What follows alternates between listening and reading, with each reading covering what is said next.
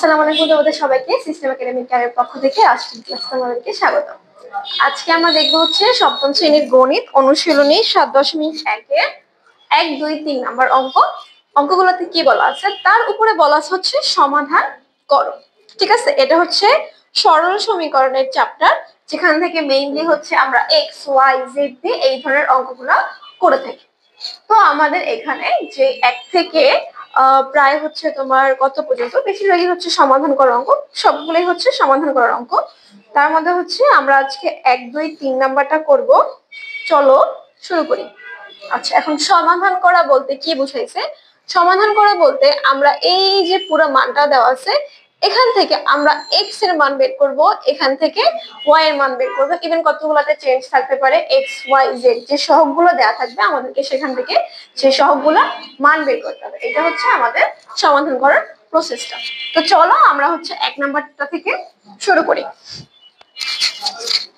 1 নাম্বারটা কি বলা আছে? 4x plus 1 equals to 2x plus 7। আচ্ছা, এখন কথা হচ্ছে আমরা লাগবে কি আমাদের x এর মান। ঠিক আছে, আমরা কি করব, এই যে 4x plus 2x আছে না, আমরা x গুলাকে একদিকে নিয়ে আসবো, মানে x দিয়ে যে সংখ্যাগুলো আছে সেগুলো এক সাইডে আনবো, আর যেগুলো হচ্ছে নরমাল আমাদের স্বাভাবিক সংখ্যা আছে সেগুলো হচ্ছে আরেক পাশে আনবো। তাহলে আমি কি করতে পারি, দেখো এই 2x টাকে যদি এ পাশে নিয়ে আসি, পারবো না? তাহলে কি হয়ে যাবে, এই 2x এখানে প্লাস অবস্থা আছে, এই সাইডে আসলে হয়ে যাবে মাইনাস অবস্থায়। তাহলে বা দিয়ে 4x minus 2x equals to 7। এইখানটার যে প্লাস 1 ছিল ওইটা ওই পাশে গিয়ে হয়ে যাবে -1। তাহলে এখন 4x থেকে 2x গেলে কত থাকে? 2x, আর 7 থেকে 1 গেলে থাকে হচ্ছে 6।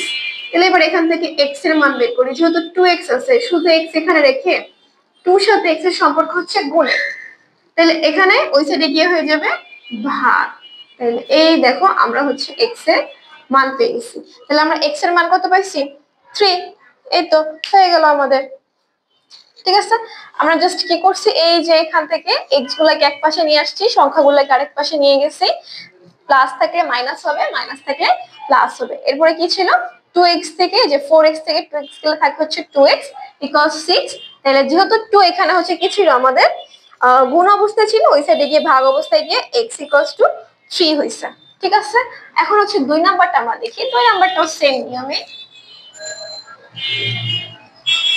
2 নাম্বারটা আমাদের কি বলছে দেখো, 5x minus 3 equals to 2x plus হচ্ছে 3। তাহলে আমরা কি করছিলাম, 1 নাম্বার ম্যাথে x গুলোকে এই পাশে আনছিলাম, 2 নাম্বার ম্যাথেও সেম x গুলোকে এই পাশে নিয়ে আসি। তাহলে 5x minus 2x equals to 3, minus 3 ওপাশে গিয়ে হয়ে যাবে কি প্লাস 3। এবার 5x থেকে 2x গেলে কত থাকে? 3x, 3 3 6। এবার আবার x এর পাশে রেখে কি করব, ভাগ করে দাও 3 দ্বারা। তাহলে কত হয়, x এর মান হচ্ছে 2। তাহলে এই দেখো আমরা দুইটা অঙ্ক করে ফেলছি, যেটা হচ্ছে কি দুইখানে আমাদের x এর মানটা বের করতে বলছে। ঠিক আছে, এখন 3 নাম্বার ম্যাথে আমাদের কি বলছে দেখো, 3 নাম্বার ম্যাথে আমাদের বলছে হচ্ছে 3y। এতক্ষণ আমরা x দিয়ে করছি, এখন হচ্ছে আমাদের y দিয়ে আছে। শুধু y না, আমাদের হচ্ছে z দিয়েও আছে। ঠিক আছে, দেখবা সবগুলোতেই মোটামুটি একই রকমের সহগ দেওয়া থাকে। x থাকলে সবগুলাই x থাকে, y থাকলে সবগুলাই y থাকে। মিনিমাম আমাদের 6 নাম্বার পর্যন্ত সবগুলা ম্যাথই সেম, জাস্ট ডান বাম করলে পক্ষান্তর করে আমাদের অ্যান্সারটা হয়ে যায়। 7 নাম্বার থেকে একটু ডিফারেন্ট, বাট বেশি একটা কঠিন না। তারপরে হচ্ছে আমরা পরে দেখবো এই ম্যাথগুলা। আগে হচ্ছে 3 নাম্বারটা করে নিই। চলো 3 নাম্বারটা হচ্ছে কি দেওয়া আছে, দেওয়া হচ্ছে 3y plus 1 equals to কি 7y minus 1। আচ্ছা, এখন কথা হচ্ছে আপু ওই পাশে 7y আছে হচ্ছে বড় মানের, এই পাশে নিয়ে আসলে আমাদের ছোট হয়ে যাবে না, তাই না? তাহলে দেখো সমস্যা নেই, আমরা করতে লাগি। 3y plus 7 minus 7 minus 1 plus 1 ওই পাশে গিয়ে কি হবে, minus 1।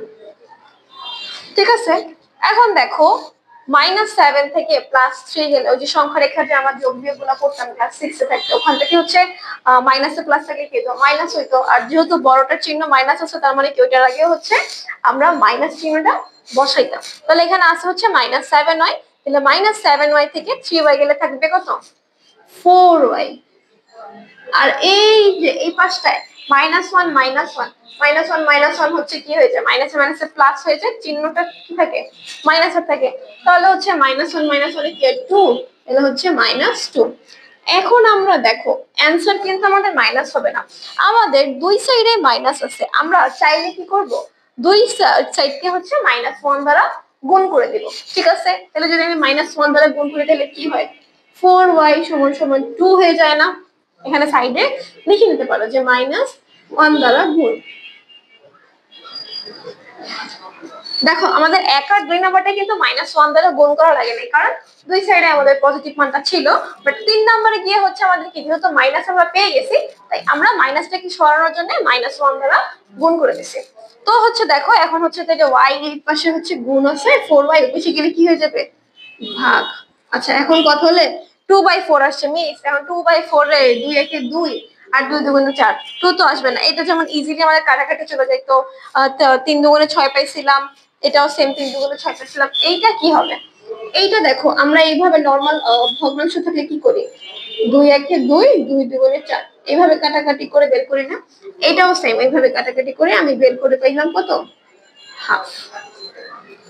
ঠিক আছে, তাহলে এখানে y এর মান কত হবে, হাফ। ঠিক আছে, এরপরে প্রায় পুরো 6 নাম্বার পর্যন্ত হচ্ছে তোমাদের এই সেম ম্যাথই, জাস্ট হচ্ছে পক্ষান্তর করবা, ওই পাশ থেকে এই পাশে নিয়ে আসবা, সংখ্যা থেকে এই পাশে নিয়ে যাবা, প্লাস থেকে মাইনাস হবে, মাইনাস থেকে প্লাস হবে। ঠিক আছে, এই ছিল হচ্ছে তোমাদের 7.1 এর সমাধান করার অঙ্কগুলা। 1 2 3 নাম্বারটা হচ্ছে যেটা আমি দেখাইলাম সেইটা। ঠিক আছে, 6 পর্যন্ত মোটামুটি এই নিয়মে করলেই হবে, জাস্ট 7 থেকে একটু ডিফারেন্স, বাকিগুলা ঠিক আছে। এই ম্যাথ গুলো হচ্ছে বাসায় একটু দেখবা, খুবই সহজ টাইপের অঙ্ক, যে সমাধান করে। এগুলো হচ্ছে তোমাদের সৃজনশীলে ক মার্কের প্রশ্নের জন্য বেশি আসে, তো তোমরা হচ্ছে এগুলা একটু প্র্যাকটিস করবা ক মার্কের জন্য এক্স ওয়াই এর মান নির্ণয়। ঠিক আছে, তাহলে হচ্ছে পেয়ে যাবা। ঠিক আছে, তাহলে আজকের ক্লাস এখানেই শেষ করছি। আল্লাহ হাফেজ।